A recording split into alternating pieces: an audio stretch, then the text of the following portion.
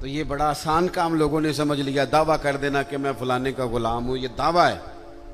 आपसे दलील पूछी जाएगी कि गुलामों के तो रंग ढंगी और होते हैं। साहब मैं फलाने का मुरीद हूं, तो ये आपको कहना क्यों पड़ा? मुरीद तो कहते हैं उसे हैं जो पीर की मुराद में रहे, हमेशा उसकी तबीयत में रहे, सोच में रहे, ख्याल में रहे कि उनकी चाहत क्या है। कहना क्यों पड़ा? कुछ तो है कि जो आपको बताना पड़ रहा है। क्यों नहीं आपसे वो खुशबू आई जो आपके शहर से आती है? ये कैसे हो गया? भाई फरमाने लगे, जब मैंने कहा ना मुझे मोहब्बत है, तो कहने लगे सोच के कहो। वो फटाफट नारे कबूल नहीं करते थे। वो सियाने लोग थे तो कहते थे परख ले, जरा सोच ले, ये कोई आसान काम नहीं, पहले जरा थोड़ा सा ना गौर कर ले, गौर कर ले अच्छी तरह। जब तेरा हुक्म हुआ तर्क मोहब्बत कर दी, दिल मगर इस कदर धड़का के कयामत कर दी। कहते हैं कि मैंने ना फिर कहा हुजूर अल्लाह की कसम मुझे आपसे मोहब्बत है। तीसरी बार कहने लगे फिर सोच लो। मैंने अर्ज की हजरत मुआज़ इब्ने जबल से, हुजूर सच कहता हूँ अल्लाह की रिजा के लिए अल्लाह की कसम आपसे मोहब्बत है। फरमाते हैं वो मेरी बात सुन के इतने राजी हुए कि फरमाने लगे सुन फिर अबू अदरीस, मैंने खुद नबी करीम से सुना है, सामने बैठ के सुना है, आंखों से देख के सुना है, अपने कानों से सुना है। मेरे हबीब ने फरमाया था जो दो भाई अल्लाह की रिजा के लिए आपस में मोहब्बत करें, अल्लाह उन दोनों से मोहब्बत फरमाता है।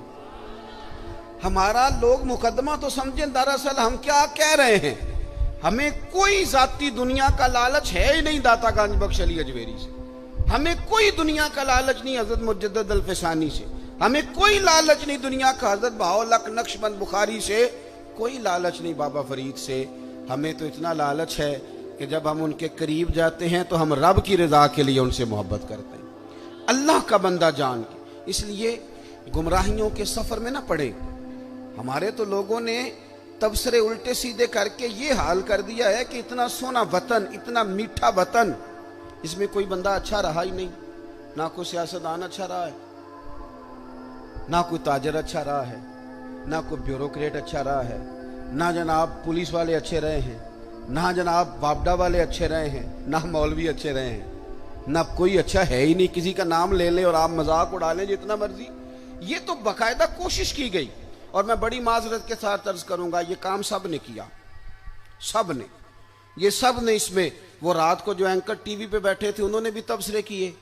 वो चार मुख्तलिफ जमातों के जो बंदे बुलाते हैं वो इसलिए बुलाते हैं कि तुमने एक दूसरे की खामियां बयान करनी, और जितनी ज्यादा लड़ाई हो प्रोग्राम ज्यादा देखा जाता है, जितनी ज्यादा लड़ाई हो। यही काम बाकी जगहों पर किया गया। पीर साहब के पास, सूफी साहब के पास लोग तावीज़ लेने गए थे, उन्होंने नई मुसीबत डाल दी। उन्होंने कहा तेनू किसी ने कुछ किया है। वो मामला वैसे ही गड़बड़ हो गया। सारी रात सोचता रहा कि पता नहीं किसी ने क्या कर दिया। मजहबी स्टेज पे लोग आए थे, यहाँ उनका ख्याल था कि शायद हमारे लिए कोई बड़ी खैर की बात होगी ना। यहाँ भी कुछ ऐसे लोग आ गए जिन्होंने बाजू ऊपर करके कहा कि आज मैं दसना है अहले बैत दी शान की है। ओ मियाँ तू की दसनी है? अहले बैत दी शान तो अल्लाह ने कुरान में बता दी, हुजूर ने हदीस में बता दी। आप क्या अनोखी बात बयान करेंगे? मैंने आज बताना है बाजू चढ़ा के सहाबा की अजमत क्या है। आप क्या बयान करेंगे? आप नकल करें जो कुरान और सुन्नत से पढ़ा है, उसका इबलाग करें और आप जाएं। आप इंतशार का कोई काम ना करें। मैं और आप जितने मुस्बत रहेंगे, आपको बताऊं, अगर हमारे ज़हन मुस्बत होते ना तो दुनिया में बड़े बड़ी अच्छी खैर हमें नजर आती। बड़े बड़े सोने लोग मिलते, बड़े बड़े नफीस लोग मिलते, बड़े बड़े दरवेश मिलते।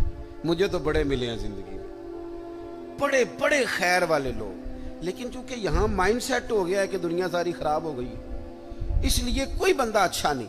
अल्लाह के नेक बंदों से सबसे पहले तो अल्लाह की रिजा के लिए प्यार करें। आप उनसे कहे मियाँ तू जो कह रहा है ना तो अपने पास रख।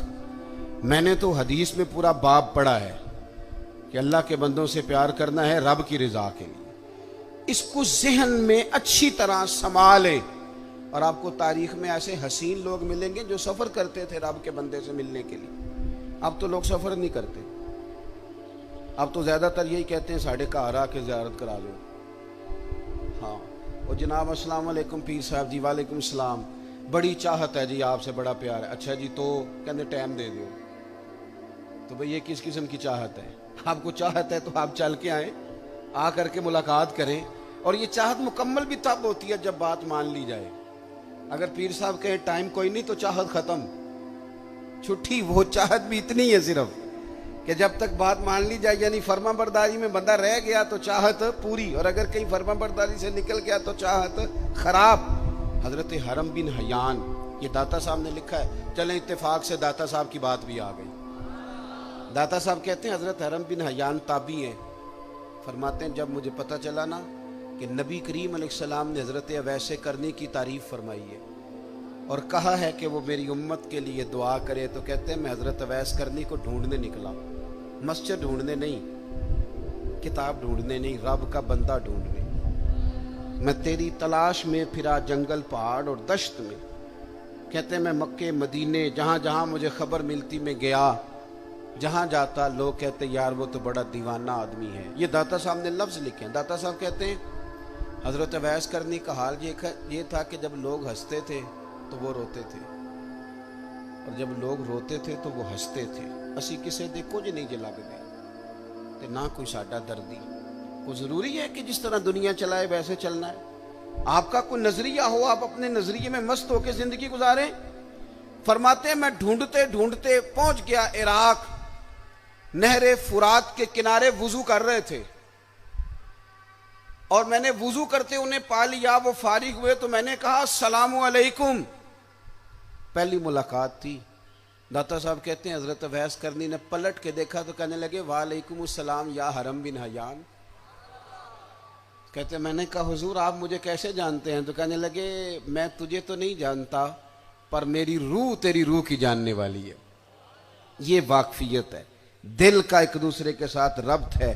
फरमाते मैं उनसे मिला, मैंने उनसे कहा को नसीहत कर दें। तो कहने लगे पहली नसीहत तो ये है कि आज के बाद मुझे मिलने ना आना, और दूसरी नसीहत ये है कि जो रब ने तुझे दिया है ना उस पर राजी हो जा।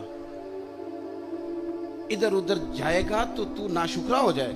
जो अल्लाह ने दिया उस पर राजी हो जा, अल्लाह तुझे इज्जत वाली जिंदगी अता कर दे।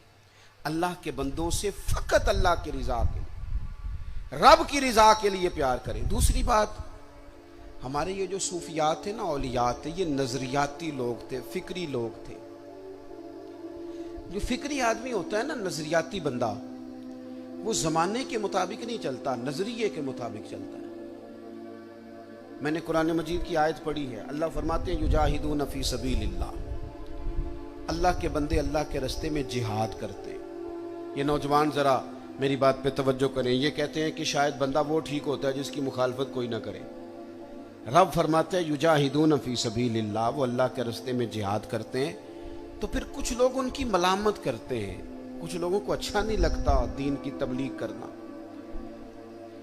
वो उन्हें बुरा भी कहते हैं। रब फरमाते हैं वला यखाफून लौमत लाइम, वो किसी बुरा कहने वाले की बात की परवाह नहीं करते। लोग मलामत करते हैं पर वो परवाह, तो ये कौन है? रब फरमाते हैं ज़ालिका फज़लुल्लाह, ये वो हैं जिन पर अल्लाह का फजल है।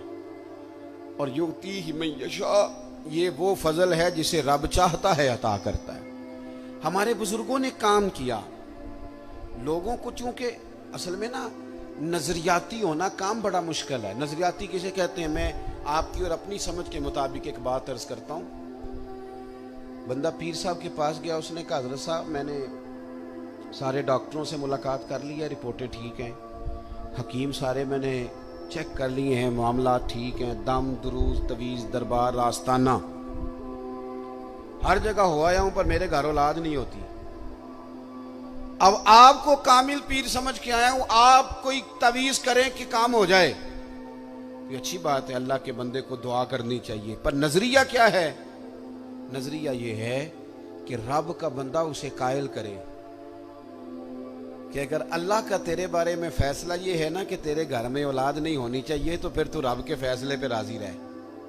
ये नजरिया है। ये लोग नजरियाती थे, ये लोगों को कायल करते थे कि नजरियाती मुसलमान बनो, फिक्री। अगर अल्लाह चाहता है मैं बीमार रहूं तो ठीक है, फिर जिस हाल में रब राजी उस हाल में रब का बंदा राजी। अगर अल्लाह चाहता है मेरा उरूज ना हो मेरा उरूज, मुझे थोड़े लोग जाने, तो जिस हाल में रब रखे मुझे उस हाल में रहना चाहिए। मैं आपको अपने समेत ढेरों लोगों की ऐसी बात बता सकता हूं जिनमें जाती कोई कमाल नहीं, वो अपनी खूबियां तलाश करते हैं तो सिवाय सिफर के कुछ हाथ नहीं आता, लेकिन पता नहीं रब क्या काम लेना चाहता है, वो खुद ही निजाम बनाता है, ले लेता है। तो जिंदगी में नजरियात, हमारे बुजुर्ग नजरियाती थे, अकीदे पक्के थे उनके, कच्ची पक्की बातें नहीं। एक बात दाता साहब की सुने पहले। दाता अली अजमेरी कहते हैं कि एक ना मलंग बाजार में सौदा लेने आया, और उन दिनों आया जब कहत पड़ा हुआ था, महंगाई बड़े उरूज पे हो जाए तो सारे लोग नहीं परेशान हो जाते। कहत पड़ गया। चलें, महंगाई वाली मिसाल शायद ज़्यादा ठीक ना हो, चूँकि अमीर लोगों को महंगाई परेशान नहीं करती, ये नहीं देते, कोई और मिसाल देते। जिस तरह लॉकडाउन में नहीं लोग परेशान होते। अब मेरा ख्याल है समझ आ गया मसला आपको आसानी से। ये मिसाल दे रहा हूँ मैं, तिलकल अमसाल नदरिबुहा लिन्नास। दाता साहब कहते हैं कहत था, बारिश नहीं हो रही थी, जानवर भूखों मर रहे थे, हर बंदा परेशान था।